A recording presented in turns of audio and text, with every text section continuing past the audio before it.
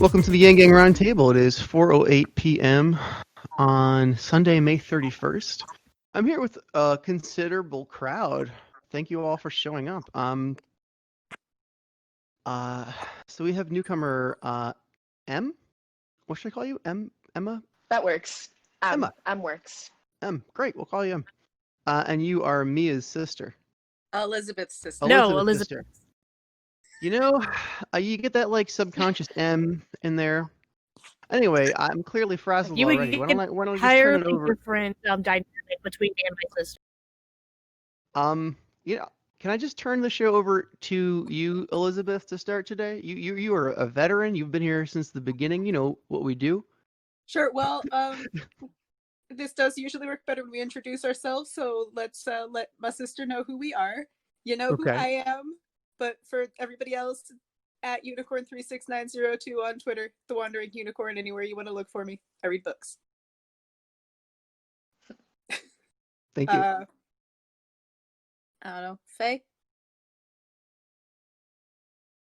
You are muted, dear. Hello. Hello. I'm Faye. My Twitter handle is at Tisdoney, Tisdoney.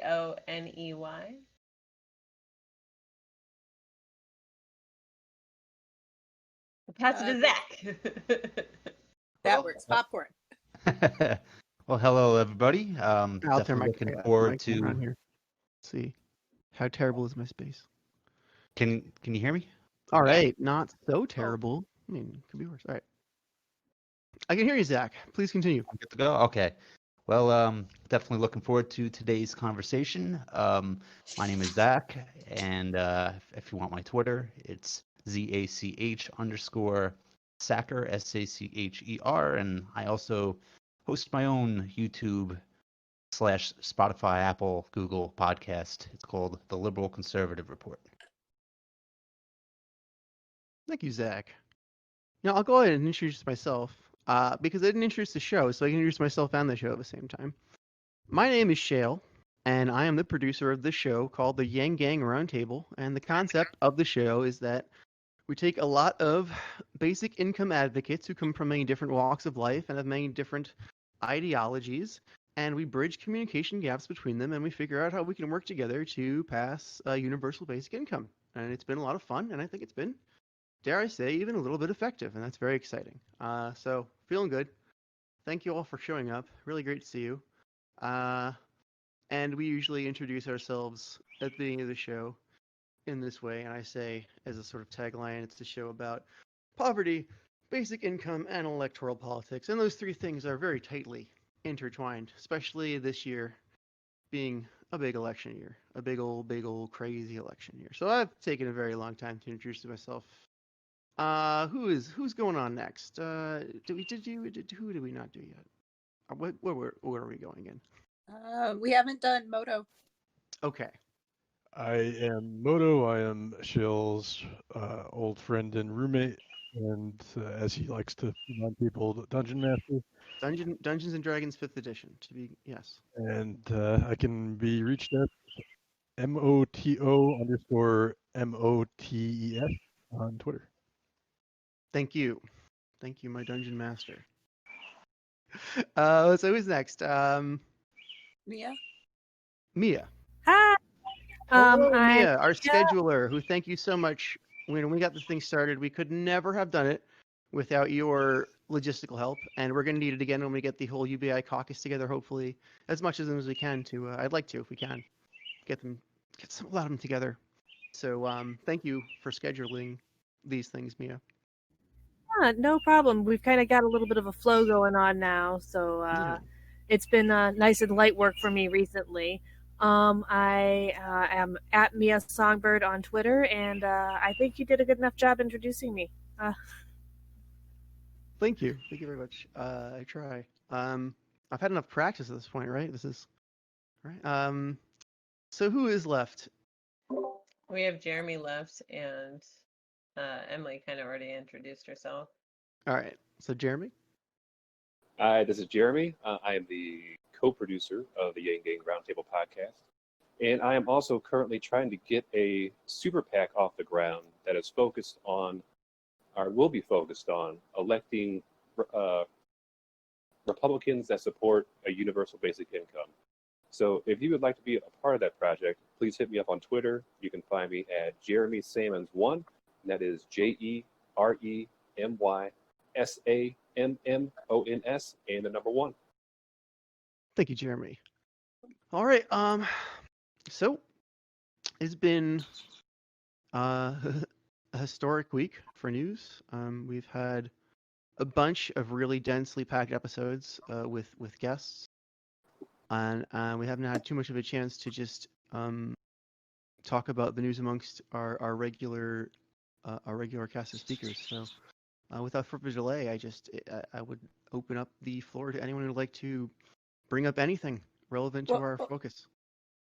Yeah, so that's kind of why I've got her here. And she did sort of introduce herself, but this is my sister, Emily. She's not a regular member of our podcast, and she was out at the protest yesterday in our capital in Wisconsin, Madison, and was there for most of the afternoon and into this morning. And yeah, if she wants to take it away for there, she was there to get pictures and to intercede between the police and. Yes, please tell us about that. Pretty much. We had someone from the Fort Wayne protests on, and she had an incredible story. Please tell us as much as you can. Yeah. Definitely. So I was there all day, like Liz said, and I got there at not all day. I got there at like 1 p.m. And my initial impression, I was like, wow, okay, this is very peaceful, and not what I had expected, because I had expected, a little more outrage based on things that I've been seeing, but I guess it had gone from what I've been hearing pretty similar to how other things went. It started really, really peacefully. And at one point I actually left. I was like, this is kind of boring. And me and my friends were like, okay, well, we'll go back to downtown Madison and we'll get drunk, because that's what people do here. We were like, everything is so normal. We'll go have a crazy night out, like good protest, everybody. I still had my camera because, what chances are. But when we got down there, that's when like everything had just turned. Like I said, it was like really, really boring. And then all of a sudden there was people in full like riot gear. And we were like, what just happened? And it turns out someone had broken into Goodman Jewelers. And that's kind of what it seemed like was the catalyst for everything in Madison, which is really unfortunate because Goodman Jewelers does so much for the community, specifically the Black community. They fund the only outdoor pool in Madison, which is the only pool that gives like Black kids swim lessons. So they're really involved. And if it had been any protester, that wouldn't have happened. And as soon as protesters heard, the protesters are the people that showed up to Goodman Jewelers with like the owner themselves and got people out of there. Like the cops weren't even there for hours, but it was protesters that got people out. And then after that, they broke into the Overture Museum, which is a pretty notable building in downtown Madison. And that's when they broke into the Overture Center, that's when words started going around that like, okay, things are happening. And most of the people that started flooding Madison were people just trying to see what was going on. It was people that were like, oh my God, like there's cops in riot gear, like someone broke into the Overture Center, what's going on? It was people with cameras that just wanted to see the response, which is frustrating because the cops weren't focusing on the people that were actually doing the harm. They were focusing on the people responding. They were focusing on everybody else that was watching the situation. And it was so frustrating because I was one of them. I ended up running around. So I don't know if you're familiar with how Madison is set up, but basically we have the Capitol and then we have State Street, and it runs all the way down. And that's where pretty much everything happened last night. I mean, there were a few more lootings that took place after everything subsided, but that was more just people taking advantage of the chaos. But how it was set up is the cops. There was the Capitol, and then there was a group of protesters, and that's where I had started. And then the cops were here, and then further down State Street was where everything was being broken into. and the cops were focused on people that were staring at them just in between the Capitol, not really doing anything, and everything was happening behind. And I don't understand that personally. Like, we weren't an issue. We just wanted to see what the hell was going on. But then they started tear gassing once the people over on the Overture side started throwing like bottles and stuff at the cops, and they tear gassed them, and then they started tear gassing the people at the Capitol, the people that were being peaceful. And that was the side that I was on. And then at that point I got really frustrated, and I stood on the front line. And it was really, really powerful. Especially like after having been tear gassed, like you're sitting there and you can't breathe. And the more you try to breathe, the worse it gets. And they're standing there like not making eye contact with you. And it's such, you can't put that feeling into words. Like, oh God, I was shaking. I was like, at that point I was yelling. I was like, you just tear gassed a bunch of innocent people that were like dead ass just standing here with cameras. No one on this side was like threatening you. Like, there was no reason. And like one of, I can't even, I'm sorry, I'm not very eloquent right now. Still pretty shaken up. No, it's all right. Thank you. I mean, just. You're more eloquent than I am on days when Yeah. I'm not shaking up. So keep going. But It's okay. I was like standing up there and I was yelling at them because I was upset, and I was like, I've always thought better of the Madison police, and you know that's probably because I'm white. There's my white privilege. Like, I thought better of the police, I guess. And I said that. I was like, I thought you guys would be better. I thought you guys would be, protesting with us. That's what I thought would happen in this city. And you're standing there and you're tear gassing the people that are peaceful. Like, there are people breaking in over there. And like, just like standing there yelling at them, and like they wouldn't look at us, and like that really got to me. They wouldn't make eye contact, and a few of them were even laughing, and like, ooh, I'll get to that. They were freaking laughing, and but when I noticed that they weren't making eye contact, I yelled at them, and I was like, you won't even look at me after what you just did to me. You won't even look at me. And there was one woman that was front and center that locked eyes with me. And I looked at her and I was like, thank you. Like, thank you for being a human. Like, do you feel good about this? Like, how can you stand there and feel good about this? How can you stand there? How? And she, like, there were tears in her eyes, and she was actually crying. And I kind of made a joke. I was like, oh, it looks like you're crying, or that's just the tear gas. But I was like, no, that's good. I'm glad that you're human, and I hope none of you can sleep at night. Like, I understand that you need there to be, you need to protect your city, but you need to be over there. Like, you need to be over there. Like, you're not then I got maced again. No, not right then. No, they threw tear gas very shortly after that. It was very like, you didn't get long to stand there. You really didn't. It was interesting.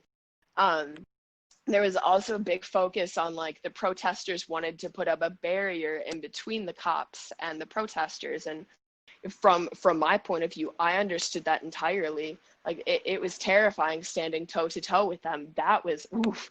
That like one of the captains like had a baton in his hand and was like flicking it. And I'm like, what are you going to do with that? What are you going to do with that? Like, I'm threatening to shove it up your ass, but I'm terrified. But yeah, so the protesters started putting up a fence. And there's one white male, I'm gonna name him. His name's Atticus, and he's got quite the police record. And he decided he was going to push the fence, try to knock it over on top of the cops, and they sent it back on top of him. And then he left the situation because, he lost. Good, he left. And like the other protesters, I will say the other protesters detained him. And I think that there's even a picture of that because he was causing a lot of shit. He was just attacking cops because he hates cops because he has a criminal record, but like he has a criminal record because he dealt drugs. And that is like the essence of where things went wrong in the protest. It's people with personal vendettas that did shit like that and started shit. But then once he was removed, there were protesters that were just trying to put back up the fence. And from a human perspective, I understood that. So I was like, okay, like, and I even said that to the cops. I was there, and like, I'm very vocal. I was like, hey man, it's just a fence. Like, the threat is gone. Can we just get it back up? It seems like a good idea to have a barrier. And like, I had vocalized that. I have been non-threatening this whole time. And there was a black man that had started putting the fence up, and I went to help him, and all of a sudden I'm getting maced. Like, I clearly was not a threat. Like, the fence was not a threat. Why did you mace me? To assert your dominance? To show me I couldn't put up the fucking fence? Like, that's bullshit. That's bullshit. Whew. Grinds my gears. At that point, I was getting more milk, poured all over my face. And I was like sticking my camera in the air because I was like, I'm not losing this. And at that point, I like left the situation. I was like, I'm gonna go check on the rest of this, because this isn't where mayhem is happening. Like, this is where cops are attacking nonviolent protesters, but this isn't the mayhem. Like, this is fucked. But I wanted to check out the rest of State Street because I know like the geography, and I know where the looting was gonna start, and I really wanted to see how that was going to develop.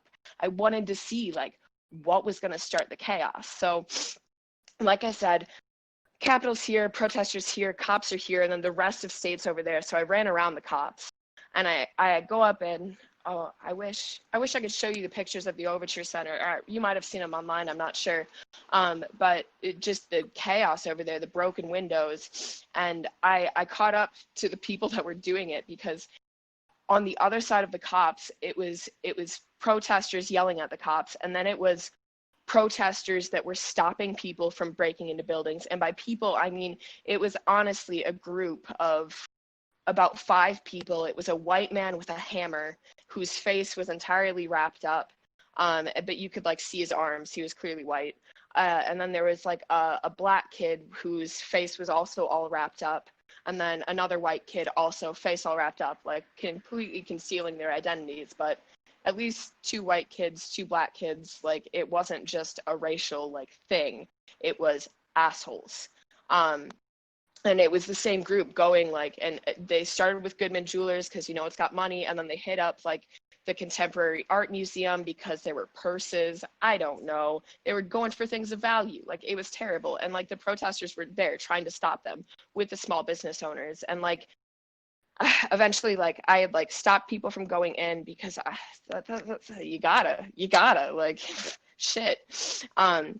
But I like kept going. Oh, there was a cop car on fire. That was, and like, sorry that my story is so frazzled, but that's how I was describing it to Liz earlier. There was multiple parts of this. There was the protest, there was a riot, and then there was looting. And like, I was just running in between all of them, like trying to like, what the fuck's going on? Like, and it's interesting because the police weren't responding to any of the looting.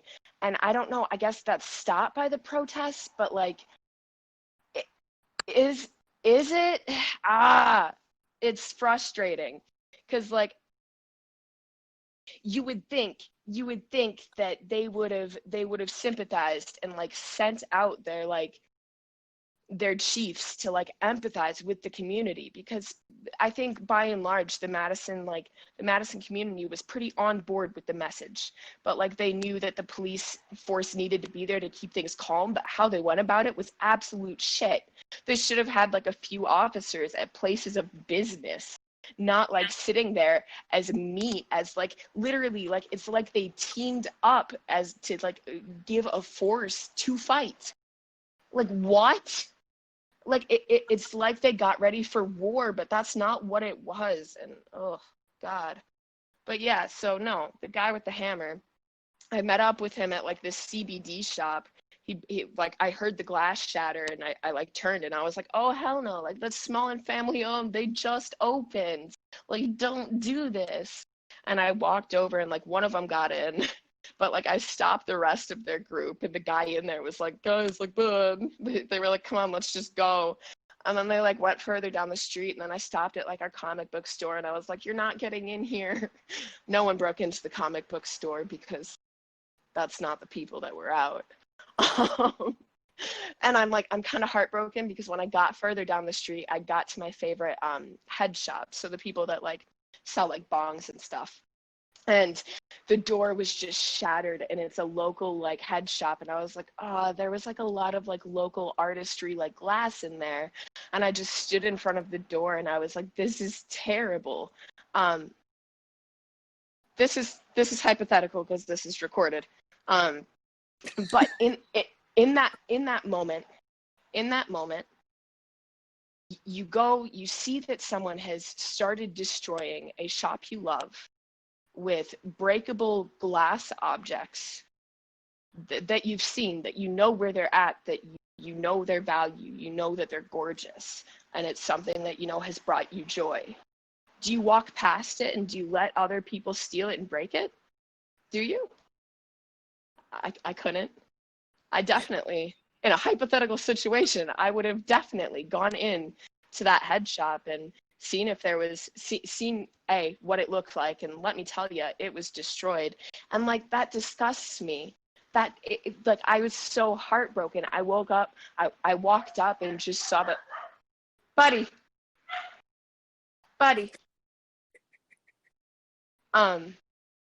I walked up in there and just, I saw the shattered, like, I expected, you know, shattered glass from, you know, shelves, display cases, whatever. I didn't expect to see all the shattered pieces. Like, guys, come on. Like, that's breaking, like, beautiful things just to break beautiful things. Like, it was senseless. So, like, I mean, in a hypothetical scenario, definitely walked out of there.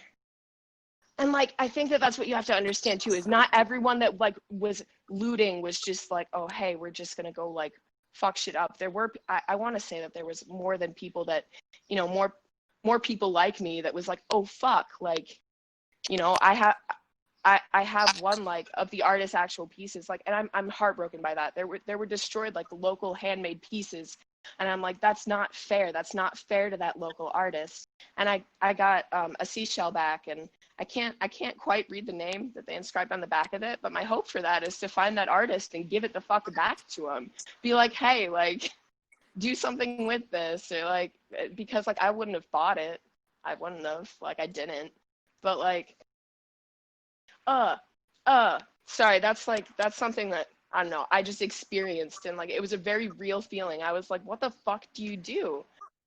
Like, No, all of it's thank you. literally just being like broken and destroyed. Like, and like, I can like, if I had gotten there first, I would have.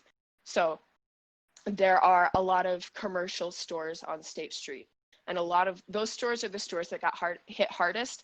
And I love that about my community. They sat there and they were like, Urban Outfitters and Under Armour is getting destroyed. And I was like, yes, go Madison. Because there are also a lot of like small, like thrifty places that exist that got fucked up, but didn't get railed because the protesters were like, knock it off. Knock it off. Like, that stuff is irreplaceable. That stuff is handmade. Knock it off. And I don't know. I think that's like, I don't know. I have a weird compass, like, morally, and it's when things are irreplaceable that I get upset. Like, Black lives are irreplaceable. Oh gosh, I'm not trying to compare a Black life to a bong right now, and I didn't. Shit. It's okay. Don't be afraid. Everyone understands that you have good We know intentions. that's not what you meant. It's fine. It's Don't two worry. separate Oh. issues. It Don't really worry. Two is. separate Like, issues. really, thank you for just, you know, spilling your guts here, because it's really good to have these accounts. These are historic things, and you're Sorry, this is extremely honestly brave. People throw it around, and we're all numb to it, but literally, physically, you really are brave. So I'm thank processing a You lot are. of this for the first time too. Like, I hope you guys understand that. Like, I got home at like 2 a.m. last night and went to bed. This is the first time I've talked about any of this. Whew. I'm Shit. glad we're here to, you know, help you through it. This is hard for somebody to process on their own, for sure, and it's good that we can be a support network for you right now too, on top of getting your account for history. Dude, it was insane. But yeah, no, so it was kind of funny too, like, because people they were like coming up to Pipe Fitter, and I was like, go to Knuckleheads. Go destroy the corporate things. Like, if you're gonna destroy things, go destroy the corporate things. And like that was overwhelmingly the feeling of so many of the protesters there. They were like, stay away from this small business. Like, there are big businesses that way. Go, buddy, go. Like, Under Armour sells shoes. They're in the basement to the left. Go, buddy, go. And like, I think that was nice. I think that was a nice part of it, seeing like the community be so solid with that. Also, like, you know, the cleanup, like people were actively, like I actively was sweeping up rag stock after people destroyed that. Like there were just brooms there and there was nothing else to really do. So, you know, you might as well start cleaning it up. And I think a lot of people are just like, oh, you know, rioters in Madison went crazy. And it's like, no, there was this like group of like 5 people that had a batshit insane time. And then a bunch of people were like, shit, this is already broken. I'm going to take the stuff. Like, it was really, really interesting. And it was really, really interesting that the police weren't responding to that at all. And they weren't set up to respond to that at all. Even though they had, they know their city. They know their city better than I do. And I knew that that's how it was going to go down. I ran around in a circle like 3 times because I was like, are the looters downstate yet? Are the looters here yet? Has this happened yet?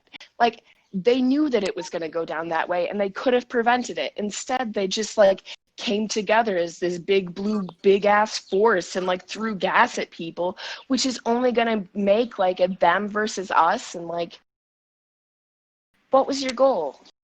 So the laughing.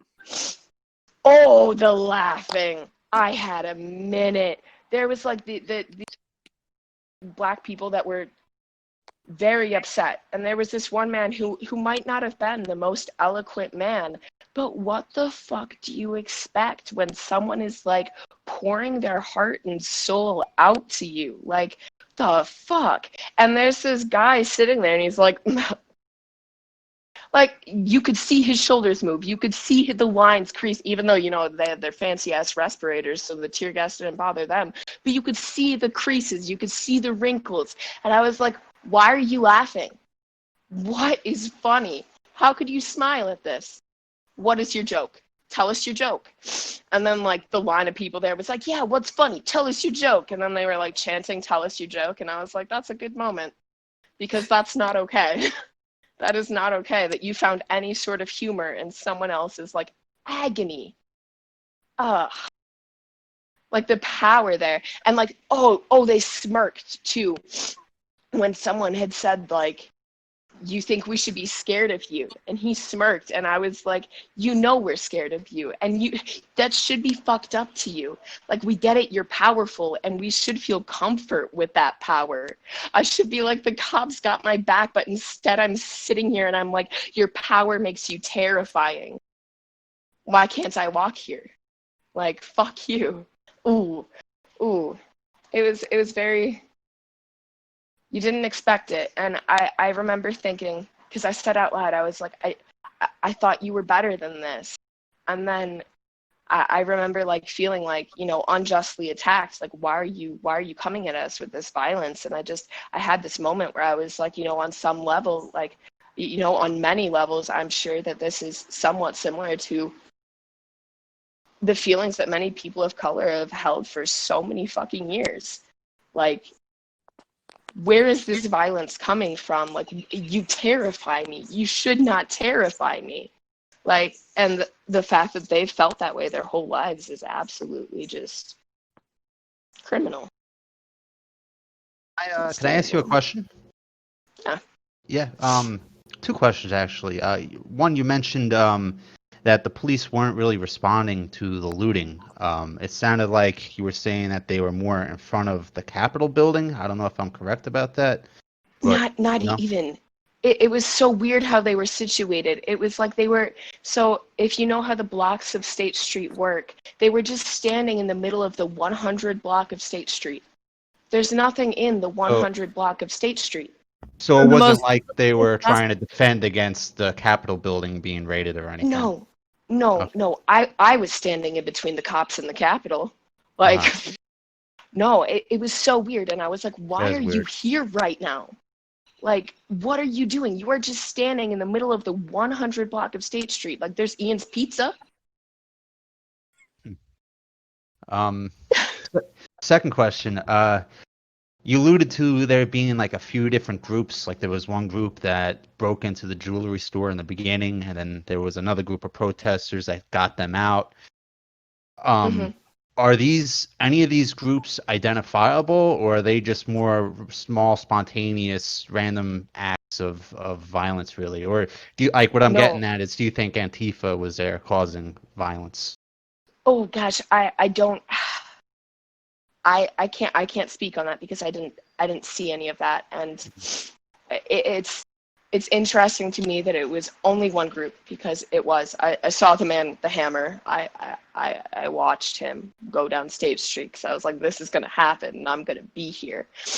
And it was one group. I can't say like what ties they had, but I do think that would be really interesting to find out because if they do have any,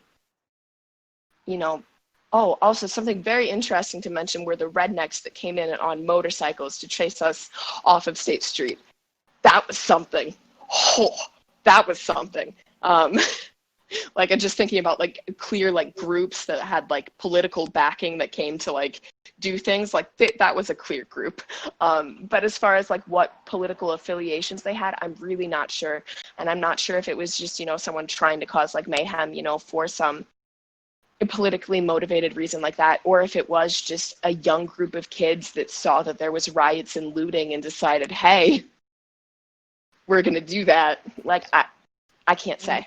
But I can say with confidence that it was one small group. And that's so frustrating. Did you get a picture of the person with the hammer? Oh, you bet I did. You bet I did. Not one with my super nice camera, and I'm super upset about that, but I got one on my cell phone. I think it's already on Facebook. Is there anything that could be done with identifying that person and their affiliates? They did a fantastic job at covering their faces, like full on turban. Like the only thing you could see were their eyes. And the white man, you could see his arms, and like he was attacked by protesters. He had blood all over him. Like people were going after him. Like there was a fight in the street. After I kept them out of the CBD store, the person that was near me was screaming at them, and then they like were pushed. Not the person that was screaming at them, but the group of people were pushed into the street, and they got in a fist fight right there. As the cops are just on the other side of the street, and I'm sitting there like, hey, we're taking care of ourselves. You're welcome. But confidently one small group. I've heard that there's even like white nationalist groups going out causing violence to try to make Black Lives Matter look bad. It's just crazy. Everybody is just taking advantage of the situation and trying to send us into hell, and it's a really scary thing. It probably wouldn't be so bad if we weren't all just off of social isolation for multiple months, already wound up. Like the moment there was a stress and event, people went straight for it, Right. I felt strongly for the entire pandemic that this was going to happen. I don't necessarily. I think that the protests for Black Lives Matter were beautiful, and yes, there were people yelling, I can't breathe, but when the rioting and the looting was going on, there was much less of that. It was much more just civil unrest, and like, you kind of knew that was going to happen, like as soon as there was, this pandemic, and the government completely biffed it on giving anyone aid. Like, this was going to happen to already struggling and marginalized communities. Like, sure, like rich people that had a savings account didn't feel it as hard. Like, sure, they felt it, but they didn't feel it as hard. And then you go and you take, in a situation where a pandemic has already railed marginalized communities, and you have more violence against those communities, like via a police force, like, it was just the straw that broke the camel's back. Like, it was going to happen regardless, but I don't know. There was relation, but it was also isolated. It was interesting. It's how It wasn't. quick, fast, and how much it's spreading. I think that is, like, we saw how it happened with other situations. It just did not explode like this to the point that it's everywhere and it's fast and it's all escalating quickly too. And I've never seen anything like this. I don't. There's a few places where it hasn't, and those are fascinating to me because those are places where the police force has joined in the protest. And where that's happened, I haven't seen the rioting or the looting. I've just seen these beautiful, peaceful, wholesome messages coming out. And I had that thought. I had that thought on so many levels, especially like last night when I was like laying there reflecting, like their initial reaction or even their initial game plan. Like when you are game planning, like you know your city is going to riot. Like what was their intention with their game plan? Because it was a mess. It was an absolute mess. Like I can't fathom that they actually had any intention. Like there were no. You expected your city to be more like those other cities that you've seen, where the cops were cooperative and such. Like you thought that was the kind of city. Yeah, definitely. That's what I expected. I was like, Madison is going to be so boring. We're going to be so peaceful, and like you guys don't know me, so it might sound weird when I say that I was disappointed by that. I was like, oh, Madison, you're just okay. We're our complacent little selves. We're not that heated. Okay, like that's fine. We'll just smoke our weed and do our thing, I guess. And then it blew the fuck up, and it was totally just people capitalizing on civil unrest. Like, that's what that was, and a lack of any plan from a city, because they knew that people were gonna keep hanging around. Like, ugh, terrible. Well, Andrew Yang actually posted something recently. I forgot exactly what it said, but he had like, hey, why don't we crack down on the police by doing this, and we do a program. Man, I should find that. But like, I mean, there's not all that many solutions coming out of there except for all this like brutality and like force. And most people fear that the chances are that we're just going to have what is it, martial law called, like that's how close we're going, and that's scary. Well, we have a curfew. We have a curfew. Yeah. Stop. Madison and Milwaukee are both under a curfew for here for now. I might see what that's about tonight. Just check it out. So this is what his tweet said. There are 18,000 police departments in the U.S. How is reform possible? One approach would be a new George Floyd police misconduct division of the DOJ with a budget of $6 billion a year. Hire thousands of federal agents to investigate police misconduct. Have Val Demings run it. That's what he said. It's something. Huh? It's something. It's an actionable plan, and that's so much more than what anyone else is proposing. I don't know where he gets that figure $6 billion but it is something. So, Emily, did you have any takeaway for the protesters? Arm yourselves. Fucking arm yourselves. Get gas masks, bulletproof vests. Arm yourselves. Like, arm yourselves. Maybe that's a little too but like. So you're saying get ready for battle is what I'm hearing. Because that's what they did. Like, well, and I think that power imbalance there, if that's more even, that's an active deterrent to them treating you that way. Right. When he smirked and he was like, yeah, you bet. Like that smirk said, yeah, you should be scared of us. No, I should not be. I should be comforted by you. I should be happy to see you, officer. Like, my God. I would say that's also just another white privilege kind of thing, simply because I experienced something a while ago where I went into this convenience store and I saw a bunch of police officers. I'm like, wow, I actually feel really safe that I'm in here, you know. And then I told that story to a friend of mine who was African American, and he's like, I wouldn't have been. I was like, what do you mean? Right. You know, and like we discussed this whole like it didn't even enter my realm of like reality, Yeah. right? I totally understand that, and honestly, I think that fear comes just from having involvement with law officers, because I used to feel comfort in, you know, seeing an officer, and then having had firsthand experiences with them, like sirens give me anxiety. Like I have anxiety attacks, like, and that's just where I am, and that's just because of some experiences that I've had in this system, and like I haven't really done bad things. I really haven't.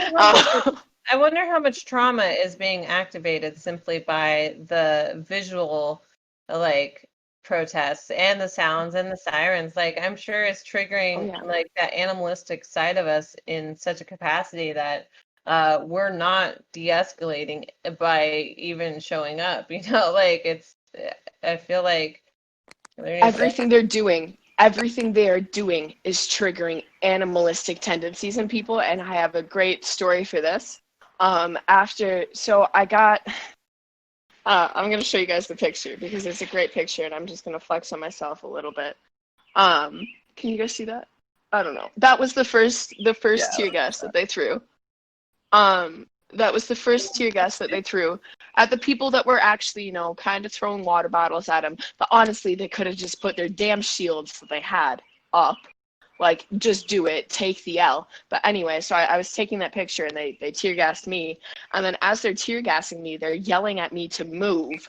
And I'm like, you just tear gassed me. Like, this is my first experience with tear gas. Like, I don't remember what breathing is. Like, fuck moving. Like, my hands are over my eyes. Like, move where? Like, to the ground? Okay. Like, fuck. And after I ran, I like, my boyfriend pulled me up and he pulled me out of there. I was so mad about it that I ran back in, and I was screaming at him for having tear gassed me. And then as soon as I like breathed back in the tear gas, I kept trying to yell and I couldn't. And I'm just like crying, and it's so stupid, but it's not like I thought about it. I was just pissed off that I got tear gassed. So like everything that they do is triggering these animalistic tendencies in people and just inciting rage. Like, after I got tear gassed so many times I can't even count. But after getting maced, I went and I dropped my camera off because I was like, I'm not having that broken, and I brought back a brick because I'm like, I know from like a logical point of view that's fucking stupid. Like, you carry a brick up to a cop and they're gonna laugh at you and like mace you.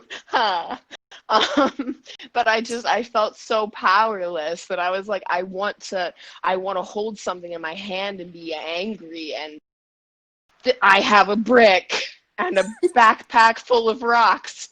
Fuck with me. Like, oh. And so if I have advice to protesters, arm yourself so you don't have to brick. Can you specify what these people should be arming themselves with? Are you subjecting to like actual firearms? No, no, because that's a loaded question. Because initially, no, I would like things to go non-violently. I would like that to never happen. But I'm saying maybe have a van full of firearms that is easily accessible on the standby, you know, just in case. But with rubber bullets. Of course. Or most your own? I don't know. I mean, available, but we can. It sounds like you. I'm want not serious. It sounds like you wanted one just for the effect it would have had on your mental health in the moment to know you weren't powerless. Yeah, that's what I said. Like, holding the brick, it just was something to hold, and I put it down before I, you know, made eye contact with them because I didn't want them to be like, "Oh, you're back with a brick, huh?" Like, no, I wasn't going down that road. But I mean, when I say arm yourselves, I do just really prepare yourselves. Like, a face mask to avoid infecting other people, that's not enough. that's not enough to breathe. I mean, And don't when you I think say though that a bunch of angry people with rocks in their hands up against cops with guns and more powerful weapons is inevitably going to lead to something very bad that I don't think anybody wants to see. I think the alternative is laying down. And I think that that's really risky. I think you can only come at them with peace for so long, and eventually you need to have a van full of weapons. And I don't think Madison is the place for it, because I talked with a lot of it depends on the officer, because I talked with some of the officers, and some of them were just defending a library. Some of them were just defending a library and in tears, and some of them were laughing. And like, that's where the issue is. Like, I don't know, man. I'm afraid that the only way we are going to stop this and recognize the stupid chaos of all of this anger and rage is somebody's kid is going to fucking die. And that's what I'm afraid of. It's like, whose life is going to finally wake you up? Because this started over one man dying. Okay. Right. And then you're going to have more people die. But maybe it's a fucking kid. And I think that's the only way we're going to wake up and have, like, do we really need to get to that point? You know, there's going to be a child somewhere. It's almost inevitable with how They're many. already getting tear gassed. Yeah, but I'm saying, Right. like, death. And like, you have tear gas and this coronavirus making it already impossible to breathe, right? And then you add tear gas to it. Like, you're trying to kill your people, okay? And it's just like, why don't we have a crew of the people that aren't going on the front lines working behind the scenes, right? And it's happening, don't get me wrong. This channel's a good example of that. But, like, how far do we have to go, guys? Is it going to be that police officer's kid, or does that enrage him more? Is it going to be, your kid, your cousin, your niece, Is it, like, that's what this is going down to. And it's like, we have so much rage, but we're not even doing anything for the future generations, except for we're just enraged, right? And that's why I think UBI is the only foundation we can start to, like, level the field, right? And it's, you either need a massive governmental change, which, I mean, how do you make that happen? You make people go vote in a corrupt system where not everyone gets the same amount of face time, and you're left feeling hopeless because you have to vote for Biden versus Trump, so everyone just tunes out. Unfortunately, that's what happens in most of America, is most people are just tuned the fuck out and fed up and feel like they're being spoon-fed choices, and they don't want either of those choices, but, like, they're not woke enough to look for other avenues. Like, they don't Fine. like the options, but they're not paying enough attention to actually know what the options are. Right. And so what you end up seeing is the solution for America is riots. Like, that's what you're seeing. Like, and it's not pretty. And it's not going to be pretty. I wouldn't say the solution so much as what we're left with. What else? That's what I meant. Do. That's what I meant. Riots compared to most other countries for, like, I want to say the past generation or two, we've kind of, like, lost the experience to some degree. I think, like, you had some ones in Ferguson that were pretty big, and I think to go back to, like, anything like close to this level, you have to go back to LA in the 90s, and then then further back to, like, 68 before that. Let me just be clear that most people going out weren't trying to riot. Like, most people going out were going out with their cell phones trying to record for their freaking Snapchat. Like, most people were just bystanders, like, yeah, chanting, yeah, a lot of there in case things got heated and they needed to put themselves in between, a person of color and a cop. I feel like that's why, a lot of white people said that they went. But it just, yeah, no, they weren't, nobody was going to riot. Like, it was, I think that's one of the reasons everyone was so massively underprepared, which is insane, because you see, like, oh, everywhere's rioting, I'm like, oh, everywhere's rioting. But you're just like, oh, I'm going to go check it out. I'm going to go check it out. And all of a sudden, you're the victim of the riot that's happening that you're a part of, that you had no idea you were a part of. Like, I guess that's definitely a lack of awareness on most of the people that were going to check it out. But, oh.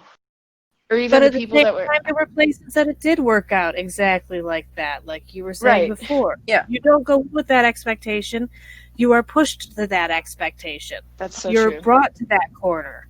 And so I think that's what's the hardest part to process for a lot of people. What you're saying is so obvious, but not when the only thing you're seeing of it is the riots, and you're not seeing any of the stuff that was going on beforehand, because they don't broadcast that. They don't show when everything's going good. It was peacefully boring. But that's a good thing. That's a good thing. Like, it was just people standing there, like, speaking their truth. That's a great thing. Like, fantastic.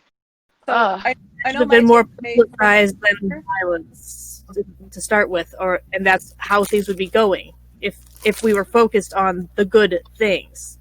But that's not what they want us to focus on. And I know I'm using they, the superlative they, but you know who. Yes. Right. I mean, I think everyone was just geared for bad things. Liz, what's up? So I know my takeaway earlier was that in that case, if you're involved in a peaceful protest, it might be a good idea if it's going well and you're going to split up because it's going well and getting boring, to, instead of breaking off to your individual homes, to break off to your local state street, to your small businesses, to the places in your town that you know are probably going to need protection if things go bad. Definitely, because, dude, and then they started going to the malls. Like, after State Street was over, they started going to the malls, and I'm like, yeah, no shit. Like, no shit. Do your thing. And that's like, all the news is focused on now, is that the malls. Right, they're like, oh, the protesters and the riots are killing the malls. Like, no, we went to bed. I was tired. I got tear gassed. How many times I got maced? At least twice. Like, buddy, no, I went to bed. Like, what happened is that everyone that was standing there sweeping up glass, everyone that was standing there saying, get the fuck out of our city, everyone that was standing there, like, as physical barriers because the cops weren't there, they went to bed. Like, the real cops went to bed, apparently, and shit went to hell. Fuck. Yeah. Good shit. Something I was thinking about, though. No, like, I don't think that people should just arm themselves. And, like, someone had said something about, like, you know, that being, you know, the only way, or, you know, but I do think people should be ready, because I don't think that power dynamic should exist. I don't think that people should go out and straight up be, like, threatening officers, but there needs... We have a right to bear arms for a reason. It's not threatening a cop. And, like, if you feel it's threatening a cop to have an arm on you, then what the fuck are they doing? Like, that's not okay. Like, yeah. I think that there needs to be that power dynamic needs to be softened. And, like, I'm not anybody who has ever owned a gun. I've always been like, meh, fuck it. Like, but, like, no. Do I think that people should bring guns to protests? Not because I think that protests should be violent. That's not what I'm saying. I'm not saying that people should just go up and, like, brandish, like, fucking arms in cops' faces. No. But I'm saying that cops need to take their constituents seriously. Because laughing at them and shrugging them off because they know they hold that power is not okay. Like, they should be scared that I'm going to get pissed off and shoot them in the dick. They should have that fear. That's the role I wanted the open carry protesters to fill in this. Like, open carry protests by themselves, I find largely useless. But when you have a protest that needs it, dude, they showed up at the end on fucking motorcycles to run people off State Street because they were more worried about the looting happening at Under Armour.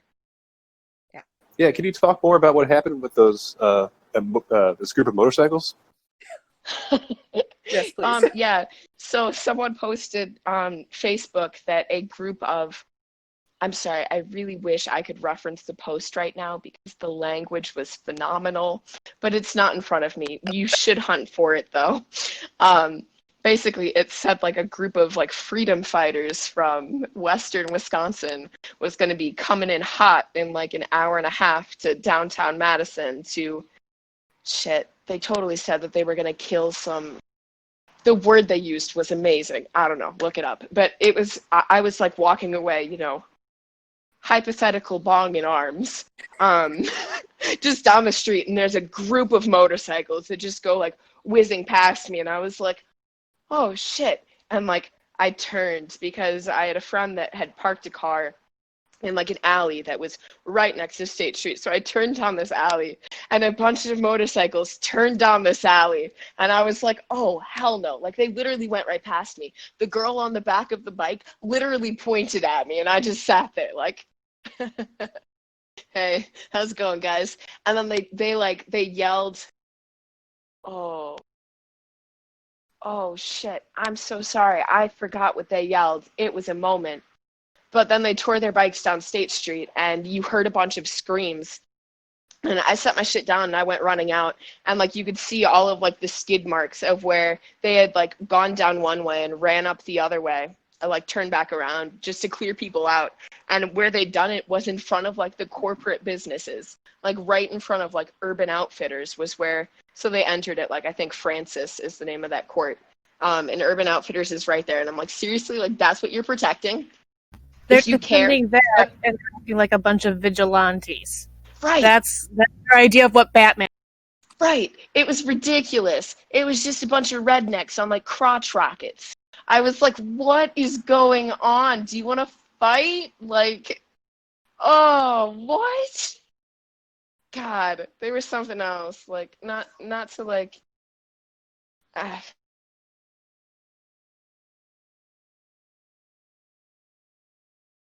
Did you freeze?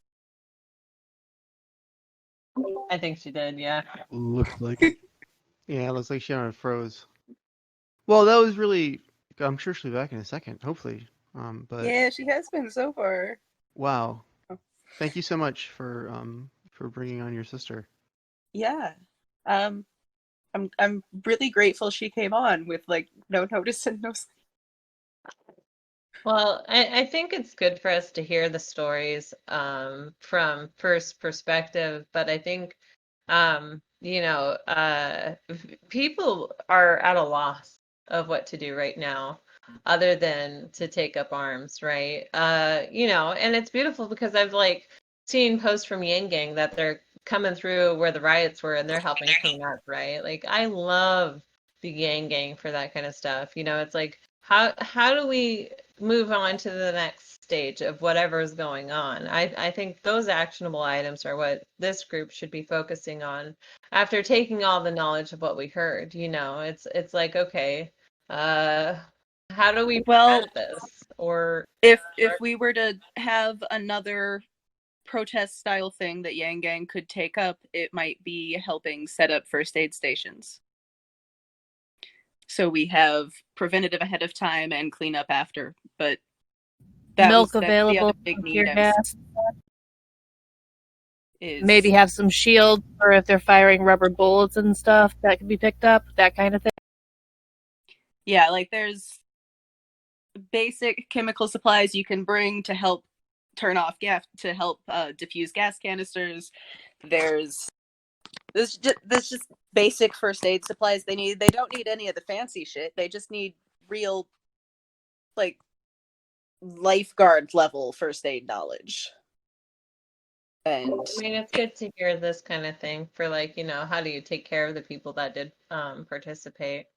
Okay, but what are ways in past societies that have gone through stuff like that? Like, what is the next phase, like, logistically based on history? Beheadings. Is that the last time we dealt with things? Is that where we went? I mean, the truth is, it can be a little anticlimactic too. Like if you look at like the 70s and 60s, you got some changes. You got rid of du jour, racial laws and things like that. Now we don't really have those, so there aren't really those easy targets. You can, somebody mentioned like having I think it was like the off Twitter. Somebody mentioned having like more oversight, and of course there's the underlying economic issues, and the trouble there is people have so many different views about how the economy is supposed to function, and hopefully that's the main bridge that Yang Gang can breach there. So I just want to say, if anyone wants to know how to handle our politics to evolve in the right direction as soon as possible, there is a podcast by Leo Guru called Conscious Politics. And the fourth one, which is 4 hours long, is pretty much all the policies. You spend the 12 hours to understand why he got to these policies. They're very in alignment with Yang's policies. It might be worth looking into. I know it's a lot of time, but it's like, what is worth the investment? And like this particular team has knowledge on how to make some of these things happen. So again, Leo Gura, Conscious Politics. Like that is like it's got so many of the answers we've been looking for. And some plans on how to make them happen, but it's not the like, all right, here is the piece of paper, right? It's like take up the call and help make these things happen. It's a lot to listen to, and there's a lot of fundamental background, but like you don't have to agree with all the policies he suggests. But I think some of the answers to the problems we are facing today are in those videos, and like I've been like giving myself homework to listen to it all, and I've been listening to him for years. I think it's worth for a lot of people to look into. Please. But it was the most extensive list I have heard in a way that makes sense, and I think more people need to hear it. But it's so long that it's very deterrent. You're back. Yeah. Yeah, I think my Wi-Fi cut out. It's still lagging. Thank you, Faye. Emma, would you please continue? I don't remember what I was tirading about. I kind of do that. Who would like to remind? Okay, there you go. Is there anything that from last night that you don't think you've brought up yet?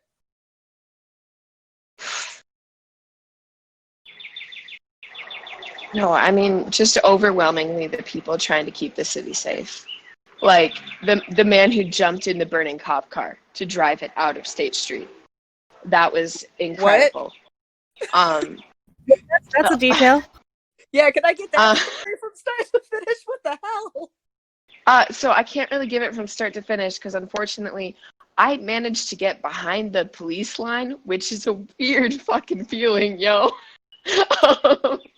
I was like, I don't know how this happens. Like, do I like fuck around? It's like, I ended up just like sweeping up one of the broken buildings, but then I like walked forward because I saw a fire, and I was like, what's going on? And well, the officer was like, I'm sorry, can you please step back? And I was like, oh yeah, because I got a broom. Sorry, I get that. But then he was like, oh, just bad decisions, and I was like, excuse you. What do you mean by that? Just bad decisions? Like, you can't dismiss. And he was like, well, it might have been a bad decision lighting a cop car on fire. I was like, oh. It's like, do you mind if I just walk past you here and go check that on out? And he was like, yeah, just go put down the broom, please. Anyway, when I walked past them, someone was, at that point, moving the cop car. A man had jumped in because it wasn't like super on fire yet. Like it was a small fire, and like someone had tried to put it out with a fire extinguisher. This is secondhand. Someone had tried to put it out with a fire extinguisher because when it was originally lit in flames, the people that did it was the group with the hammer. God, they did it all. But then they brought over a fire extinguisher that they had like found and like pretended to use it as a joke. but then like left it at the scene. And then as soon as they left, one of the civilians walked up and like tried to douse it, and it wasn't going well because it was a car on fire. And they were like, "Oh crap, it's in the middle of State Street." So they jumped in the like burning car and like drove it down the street where it was more so in an intersection and, you know, not at risk of exploding and killing a bunch of people. It was something else. Like the level that people went to try to make sure other people were safe was just, it was really beautiful. Burning car.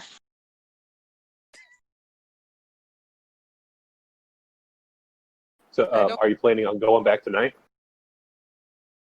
That is the Party plan. time. Good question. Yeah, I think I'm. Sales can stop you. You know, like part of me does just want to be safe and not be anxious, because I do have really bad anxiety. But I wouldn't be okay with myself. Like, I'm feeling that right. Because I know how I act in situations, and I know that things went better last night because I was there. Like, they might have been small things, but they were still things. So I don't know. Do I really want to get shot at for breaking curfew? No. Do I really want to get tear gas? No.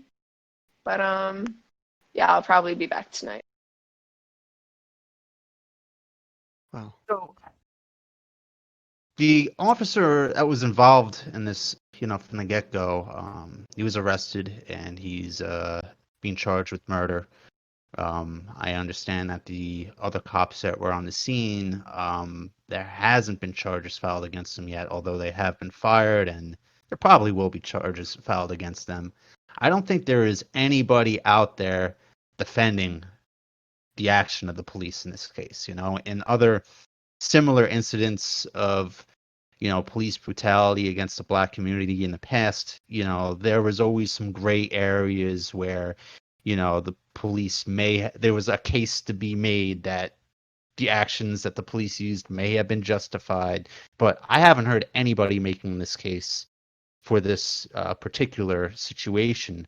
So, I mean, what I'm getting at is I think justice is going to be served here. I mean, I think enough damage has been done where anybody who was under a rock previously is now kind of awoken to this situation that needs to be fixed. There definitely is a systemic issue here. That's not true, Do though. we need to continue burning down our city? Yeah, Zach, no. why do you think that? There's been I'm nothing getting. accomplished. Nothing has happened. Nothing's changed at all. And The it's going to police take have been charged. there's a long delay on justice, and people And forget. that And argument, people and that stop being. If anyone is scared now, they won't be scared by the time it comes to make hard choices. Nothing's been accomplished, Zach. Nothing's changed yet. And I don't know I if said that that the officer has been charged with murder. does Minnesota. Yeah, but nothing irreversible has happened. He'll get off.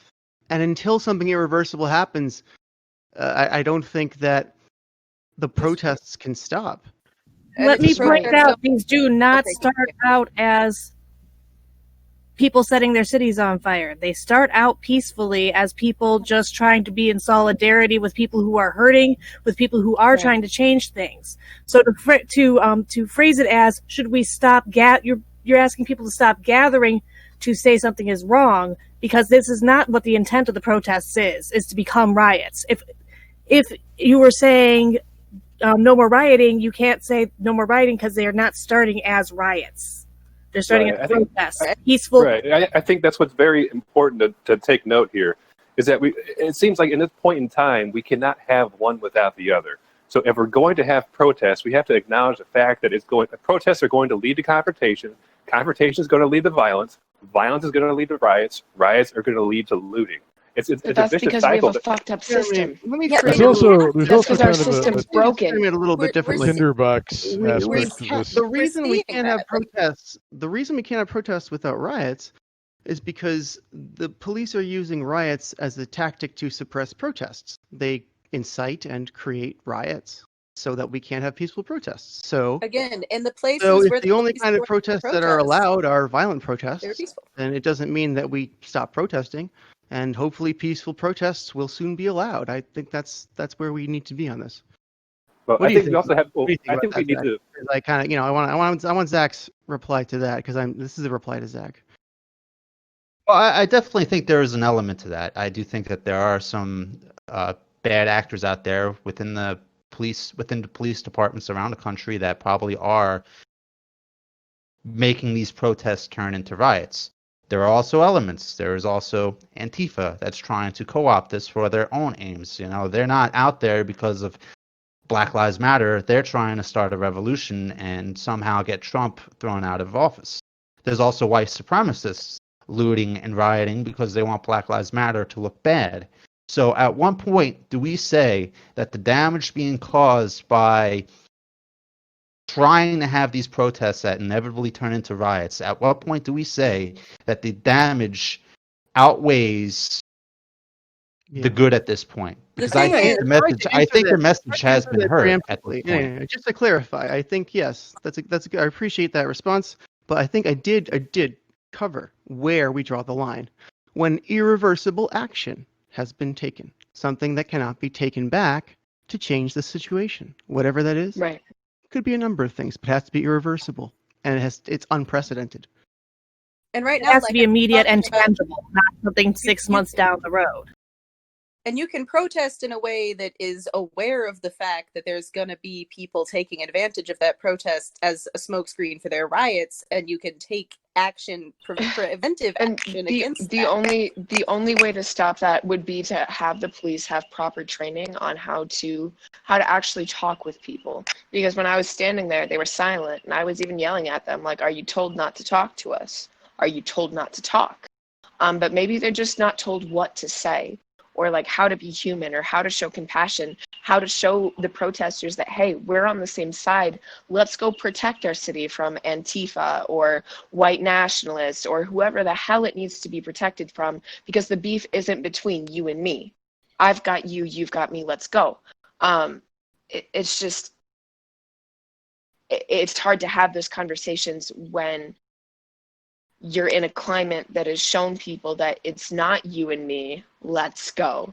Like, it's hard to, gain back that trust, and that's where those conversations need to be had, and that's where that training needs to be had. Unfortunately, there's not a lot of time for that right now. There is no time for that right now. Well, we can't train them. Could we maybe train us instead? Like, we could start, like, I'm guessing that you protest. I'm sorry for shutting that down so fast, but no, I'm not going to train people instead of training a system. I want to train the that's system. not what I'm trying to say. Let me clarify here. I mean, train the people protesting to be able to protest as safely as they can, with tactics for isolating out bad actors, etc., maybe a few hours ahead of time before the actual protest happens, like they've done for some Democracy Spring events and things like that. Not trying to stop people from protesting, but trying to organize them into better protesters. Yes, but at some point that does place a lot of personal responsibility on people for other people. I think, trying to educate as best as you can. So, like Atticus, the bad apple, him being detained early, like, that's something that probably should have happened. Like, people that knew him personally, like, definitely should have kept him out of those scenarios. And I think that has to happen on a person by person basis, because you can't look at a group of people and expect them to, be able to pick out the bad apples. I think you have to do that so with how people do you who are find close these to you. bad apples before they go to these protests? Like, how do we monitor, maybe as a friend, like the people who seem like red flags? Can we zoom out a little bit on this? Like, what do we consider a good protest? Because part of the problem, and we've had a lot of good protests actually, by the nonviolent sense. That's actually the default. You get protests are happening all the time, and they're usually effectively just parades. Pretty much, the cops will keep them within a certain area. The cops will, be fine with it until it goes past, a certain time, or gets out of certain areas. And the question is, how effective is a protest that does not cause disruption? I don't think it is in general, unless you are causing some sort of disruption. I don't think anyone has any reason to ever take you seriously. That doesn't mean has to be destroying the city or rioting or looting, but we also need to go beyond symbolism. Nonviolent solutions that can be found, like blockades, etc. Anything like that, I'm good with. I don't consider that something that should be stopped or would be considered a bad protest. And I guess when the cops respond to that with almost the exact same tactics, though, if you're disrupting commerce and whatnot. I mean, that's why I thought this was an opportunity for the open carry people, because they don't respond to the open carry protests like that. I agree. There is a deterrent factor there. We haven't really tested that on the left in a long time. The right seems to get away with it. I don't know to what degree that's because they're the right, and to what degree it's because they're armed. It's also the right is not looting stores and they're not burning down businesses. That's also why I thought showing they up would and step causing into disruption, but they're not vandalizing. Well, I mean, because look at Bundy. He took over like a government building, and occupied it for like a month or two. So it's not always completely inert with the right wing, and And they're also not getting the same response to their protests, in spite of having those guns and such. They are getting a much more keep the distance type thing. They're not being encroached upon. They're not being pushed out. They're not in nonviolent situations trying to force the protest to move away at a point when it shouldn't. Well, regardless, this is also why I thought they might step into this one, is because this isn't left or right wing.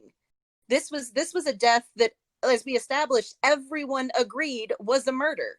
We all saw it. It was a murder. There was an opportunity here for left and right wing open carry advocates to step in. And I think that on the left, but they didn't show up on the right.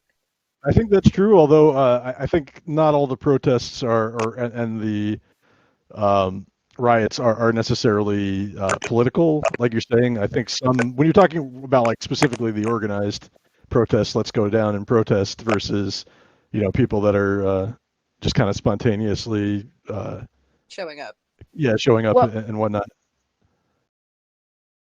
Sorry, go ahead. Oh no, I'm just saying. I think we have to also not necessarily assume these are all the same type of gathering. In a lot of cases, people who are protesting, trying to put a coherent message versus people who are responding to in anger to pain in their community, or there's different factors going here, which is why I mentioned the kind of tinderbox effect. I think there's kind of a lot of different things happening here at once that were sparked by this event. Right, that's kind of what I'm feeling too. Is it's just a bunch of things that are, kind of culminating. Because, like everyone said, that, no one thinks that death was just. It was very, very clearly unjust, and there is no here or there on that. And like that's not what's happening at protests. It's not like anyone's standing against that. It's more so the fact that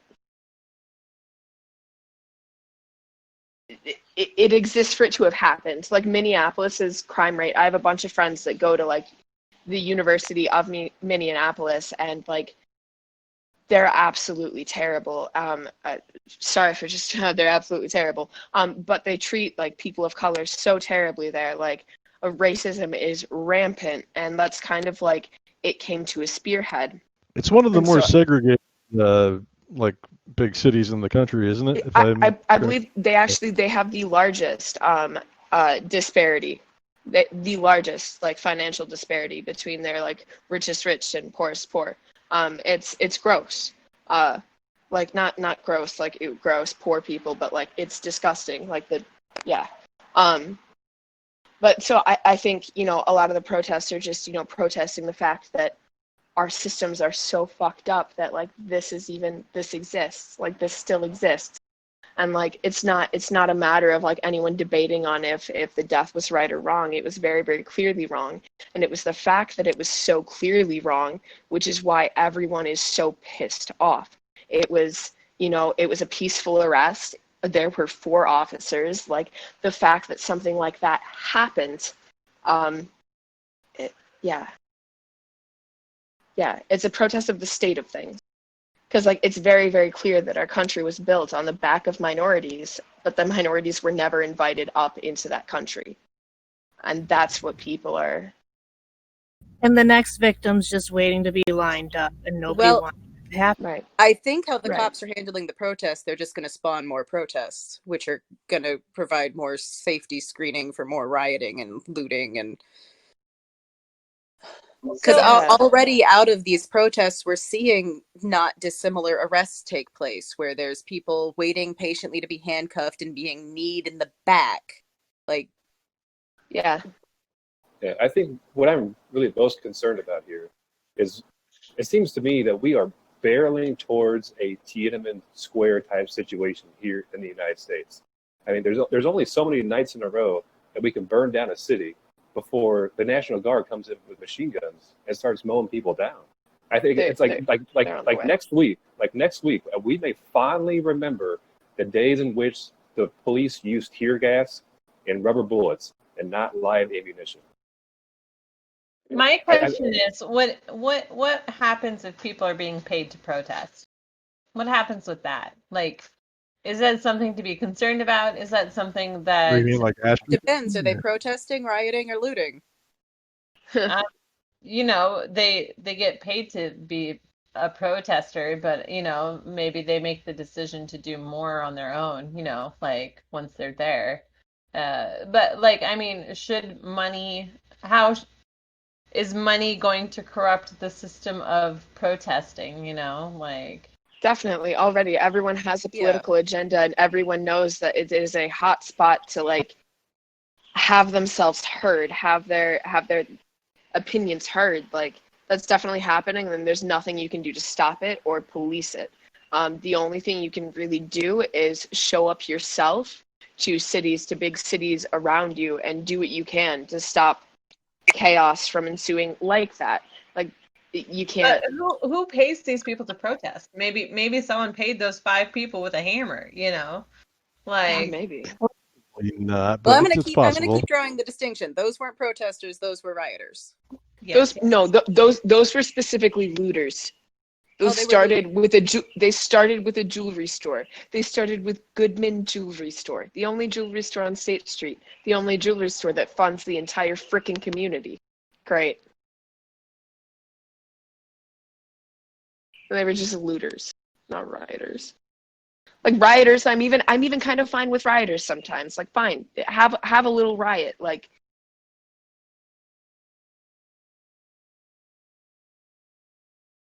But I mean, like right now we're in a country, we're so desperate for like, we don't have communities that we feel like we can grow together, right?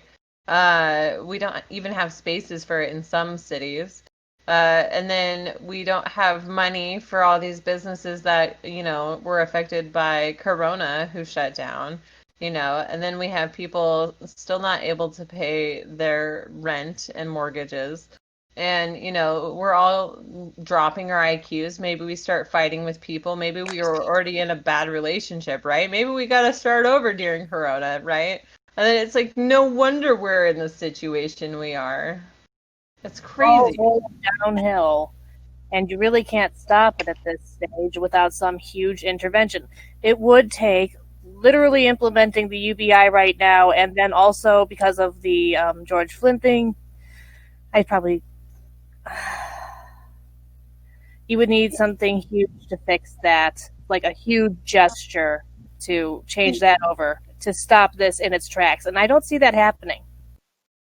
How do we spin UBI and George Floyd together? How can we help people see a connection there? I don't think that necessarily should. They are 2 separate issues. They can both be addressed at the same time.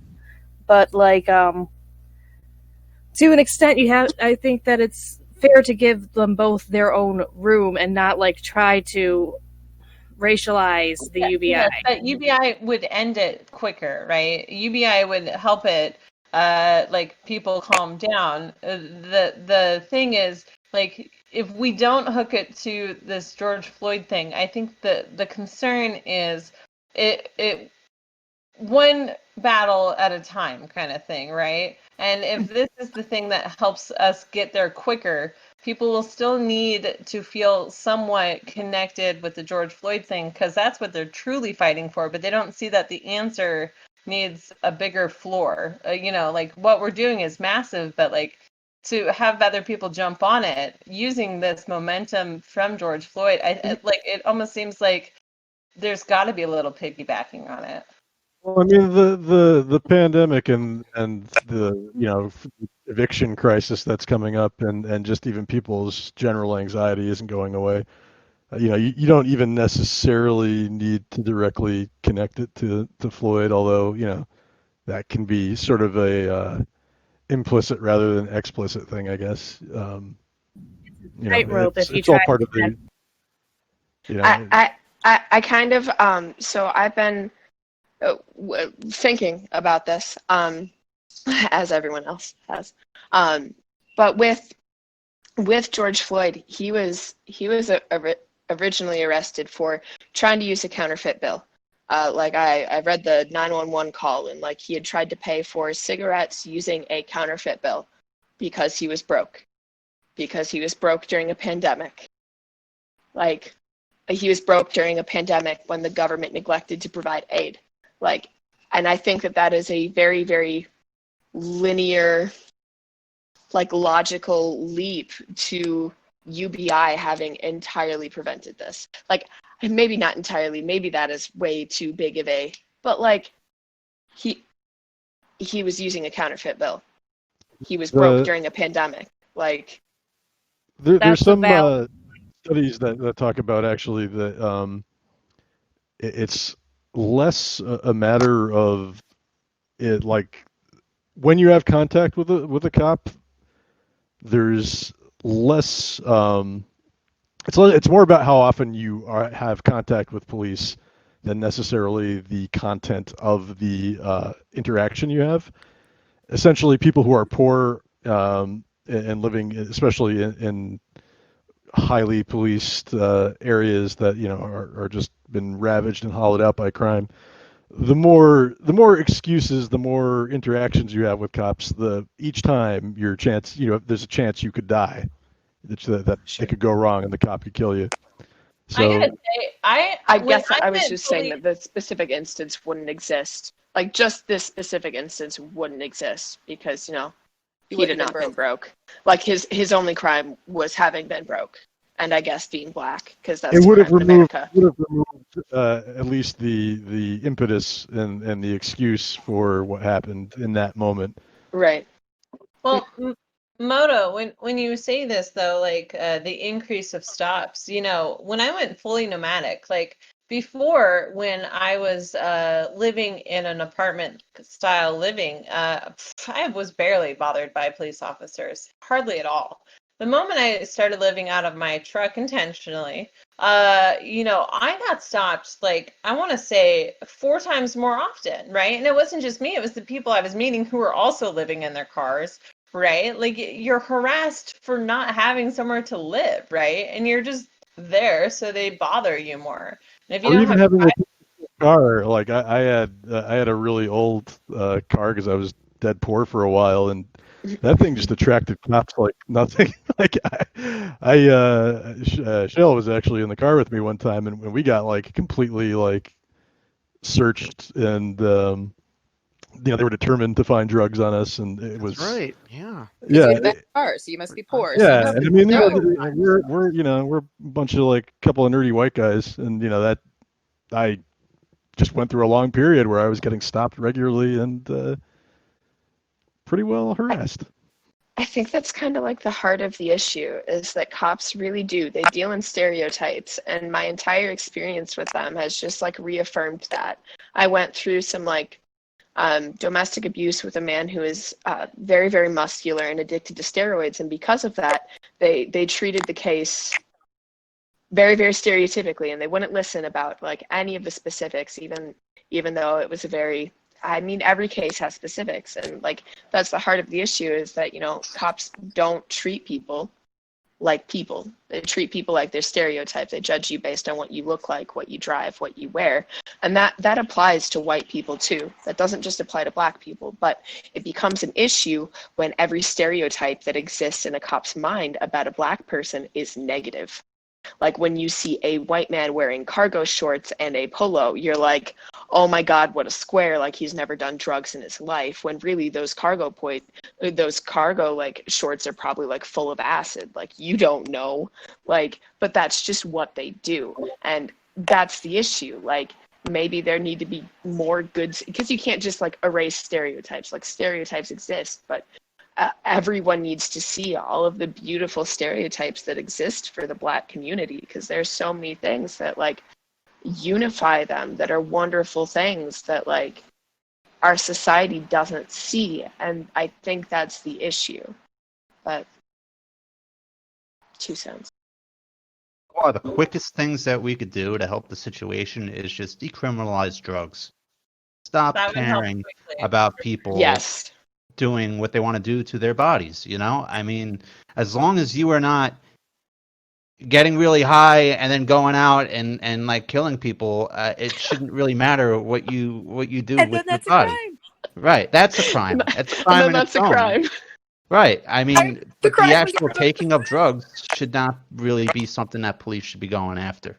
That would decrease the amount of interactions between police and people. So much. As it just said, whenever you have an interaction, there is always going to be a chance that something could go the wrong way.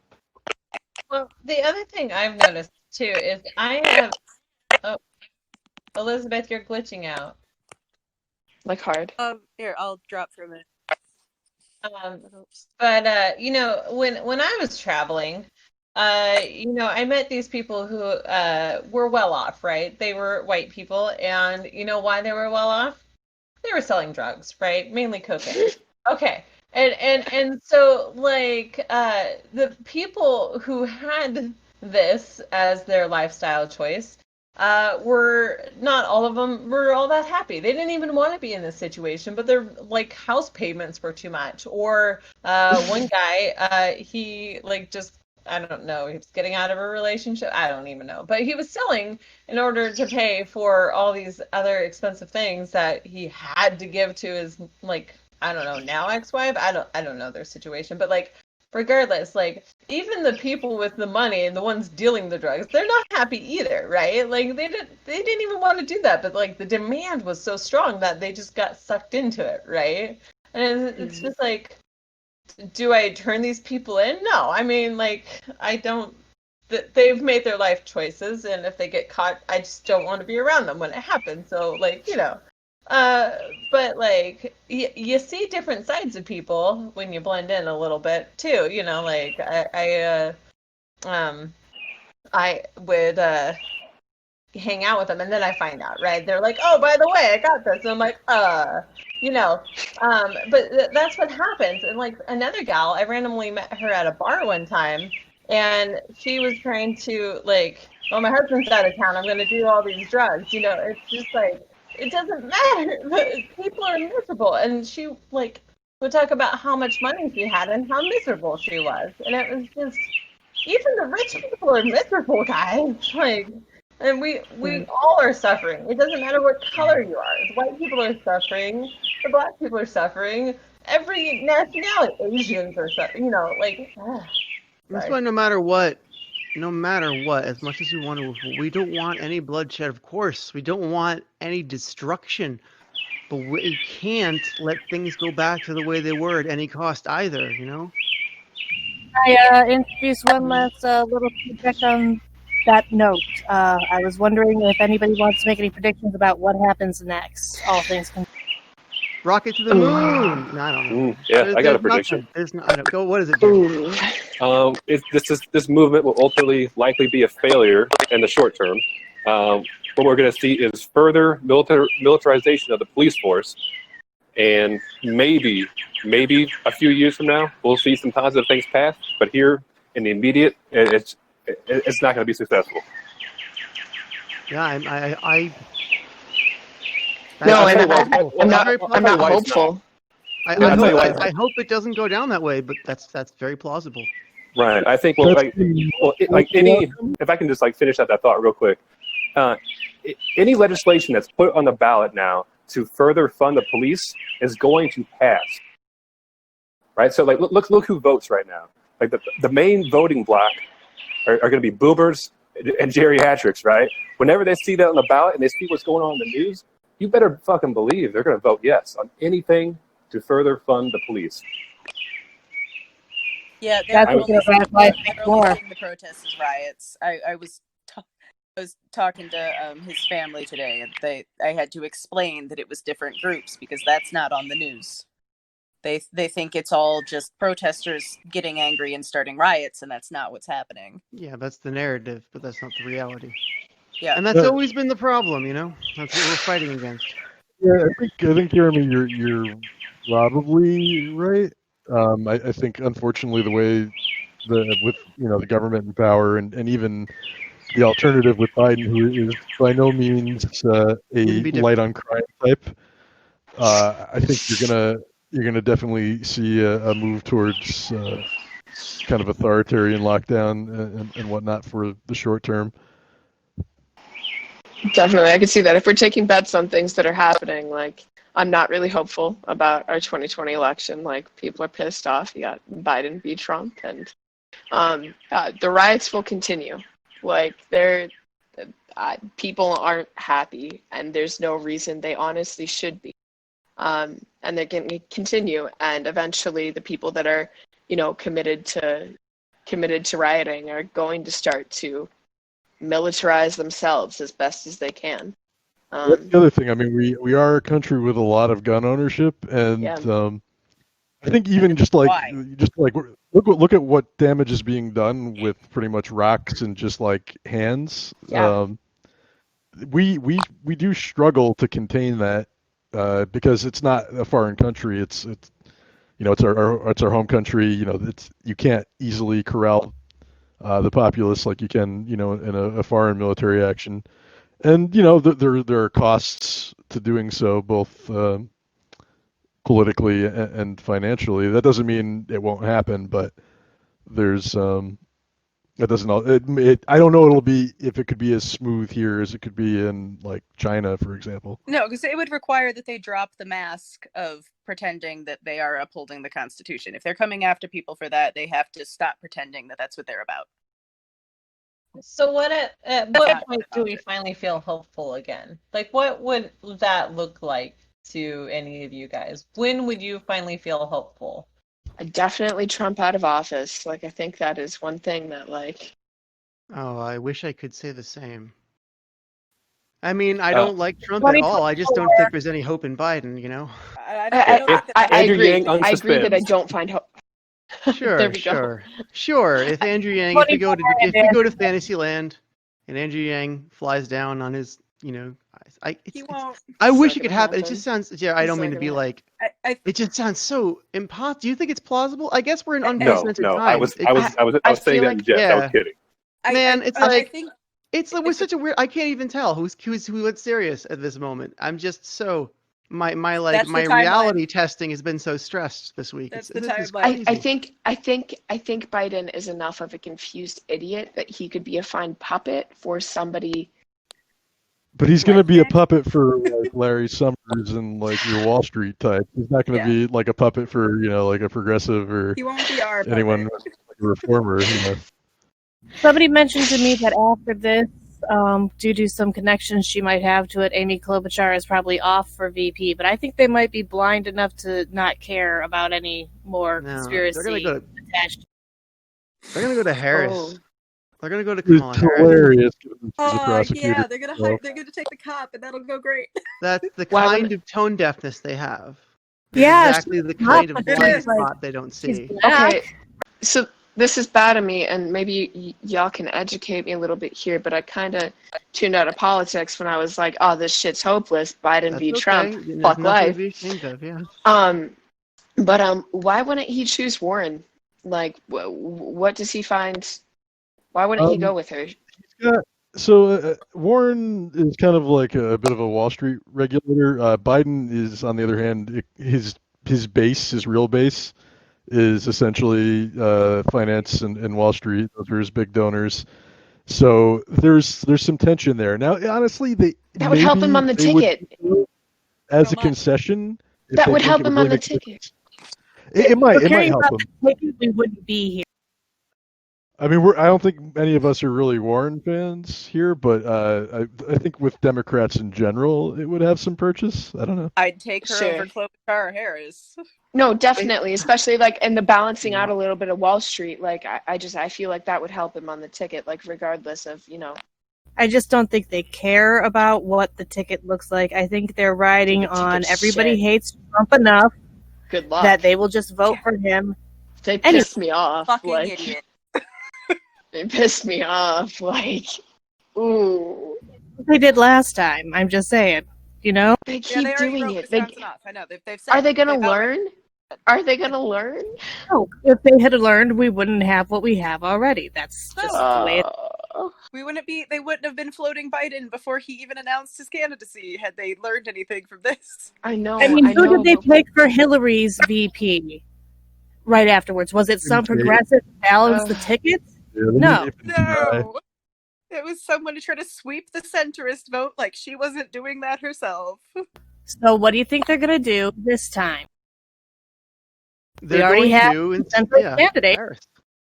I mean, I think they prefer Klobuchar, although things are crazy enough right now that they may feel like they can't make that decision, but I think it's definitely their preference. So, okay, I want to, can I interject? Is that okay? Yes, of course. So there's an emotional spiral. You can find it. It's Abraham Hicks who came up with it. But anyways, emotionally, we go up and down a certain spiral, right? And I think collectively, we've kind of landed on some of the same emotions. And so like at the very bottom of the spiral is powerlessness, guilt, and I'm moving upward, insecurity, hatred, jealousy, rage, anger, worry, doubt, impatience, irritation, frustration, pessimism, positivity, contentment, belief, hopefulness, optimism, happiness, enthusiasm, eagerness, passion, empowerment, love, joy, freedom. Okay, so like we are down at the bottom of this spiral. Okay, generally that's when people also want to kill themselves and or are super desperate, right? Like, so we need to figure out methods of just moving inches up this like emotional spiral, right? I think if we focus on little wins that help us collectively move up, right? Right now, I would say, I don't know, are we at anger, rage? We're probably at rage. How do we turn rage into anger? And how do we turn anger into just worry and then doubt? Like, how do we do that? A lot of people, for the first time in their life last night, felt powerlessness. Yeah. A lot of people are starting at the bottom of that spiral for the very first time because of how things went. Just so we're all on the same page. Like, we went down the spiral. Like, now we have to take people who feel powerless and get them to feel rage. Like, it just from experience, like, my overwhelming feeling was a feeling of powerlessness. But I got that one. I could definitely see that like what happened in all the experiences and seeing the reaction of the police. But I mean, psychologically speaking, for our own mental health, we have to work up this. But I mean, if we're collectively in this point of powerlessness, like, that's going to take some massive action. This is generally a defining moment, right? Like, but like, how are we going to let it define us?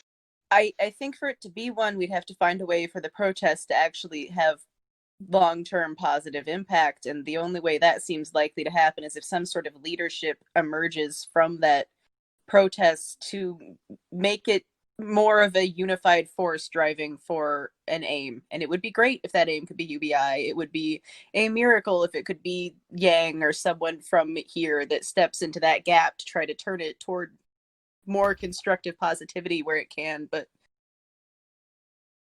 yeah, we kind of need a the will's narrative there right now.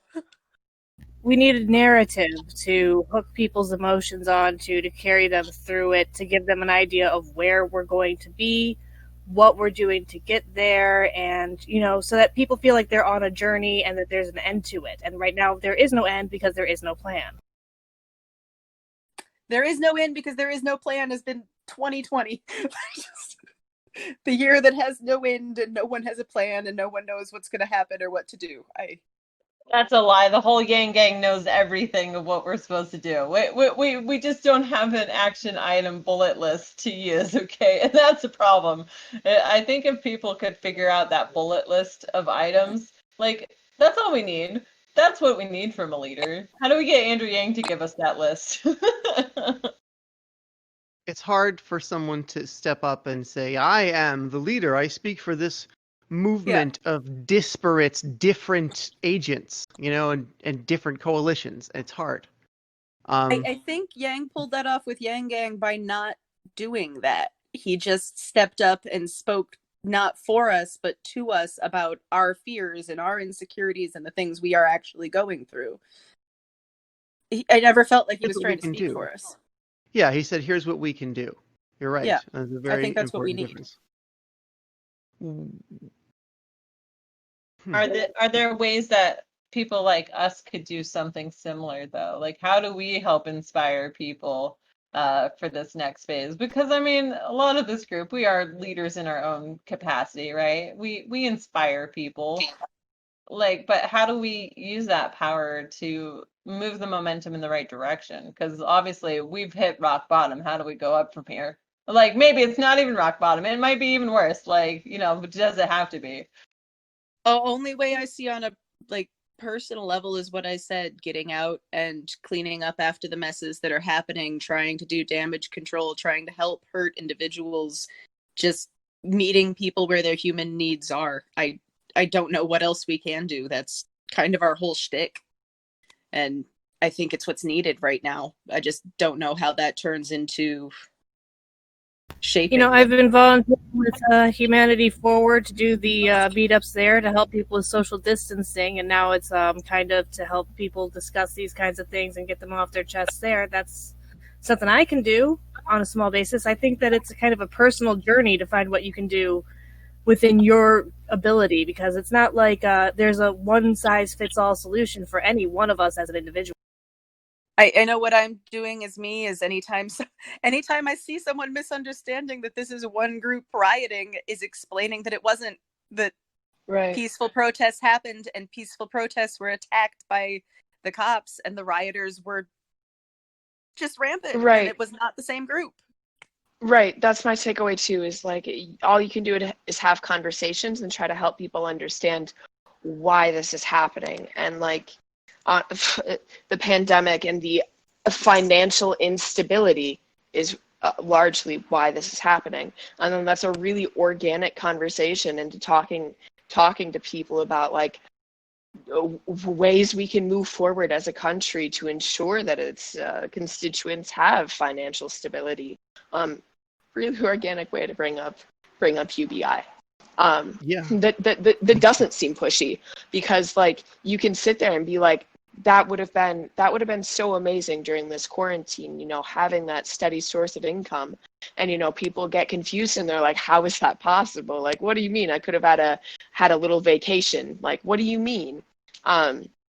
And that's really great to talk about, and like the relief that would have given to marginalized communities. The reason that this is happening is because the pandemic adversely affected marginalized communities. It railed them because our infrastructure is built on racist foundations.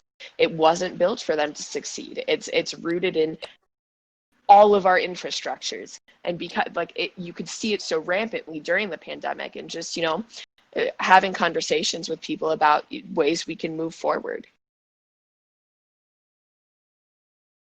You know, it just kind of clicked in my mind that I'm kind of getting off track here.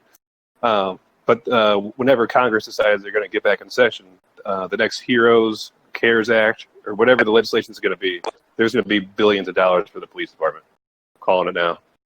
Yeah, Oh, probably definitely. Right. You're probably right. And it's, the hashtag trended defund the police today, and we're getting the opposite. From both sides, for sure. From the Democrats, probably as much as the Republicans. And it's just like, what does one do? I don't know. I don't want anyone to get hurt. And it seems like no matter what, people are getting hurt. If we can go back to the way things were. People were getting hurt, dying, killing themselves at record levels. I'm not laughing because it's funny. I'm laughing because I just don't know what to say. It's so absurd. Or, we keep rioting and protesting and like terrible wars, the Civil War. Who knows? The terrible things could happen. More people getting hurt. I don't want anyone to get hurt. It just seems like we're at a place where there's no good solutions at the moment. It's a bad time. To make matters even worse, this has nothing to do with anything, but if it happens, holy shit, it will really descend us even further into chaos. China and India are on the verge of war right now. I don't know if anybody knows that. It's not even in the news. No, But they have troops right on the border with each other. Our news is busy. They're clashing. I'm done. It's just the first time that I've heard of that. It's a good thing that in this crazy age we've gotten back to sort of human to human news transfer, because it's actually more effective than like Twitter at the moment. I just learn things here that I don't scrolling through hours worth of stupid, tweets every day. And that's how it was last night too. We had I had a few one or two friends, and I'd get calls from them. I got a call when the cop car also started on fire, and they were like cop cars on fire, not on the news yet, or just things like that, like buildings on fire, not on the news yet. And it's like, okay, yeah, it's very social media kind of evolved a little bit over this.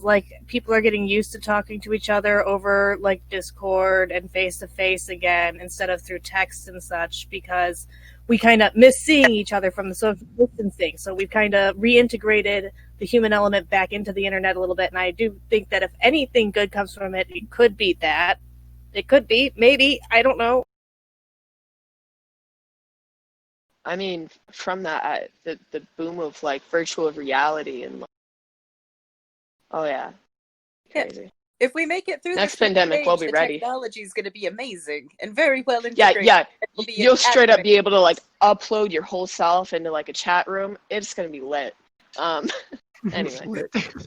We just got I'm upload an avatar now. I'm young. I'm getting too old for this. I'm glad. We try to have a variety of opinions represented, and it's hard to kind of reach outside of your own demographic these days. So I'm glad that we have someone who is young, someone who says lit. In earnest. Ironically, in earnest, it started ironically. God. That's the worst part about growing up in my family, but still being young, is you started ironically and then you're just saying it. Well, we'd love to have you back anytime. Please come back and you contribute your young lit perspective to our old gross show. No, it's I'm not. I'm just kidding around, man. We're all tired. But seriously, but thank you so much for sharing your story. It was moving. Genuinely and inspiring, and I'm really happy that we could record it right the day after it happened. It's historic. Thank you so much, and you are welcome anytime. If you'd like to become a regular, you may come back anytime. Or if you just want to pop in whenever you like it, please do. Any UBA advocate is pretty much welcome to come to the Yang Gang Roundtable sometime and say hello. So it's 6:00. I think it's a good time to call it. I'm gonna kick Craig out of here. We all introduce ourselves, so we just want to say goodbye.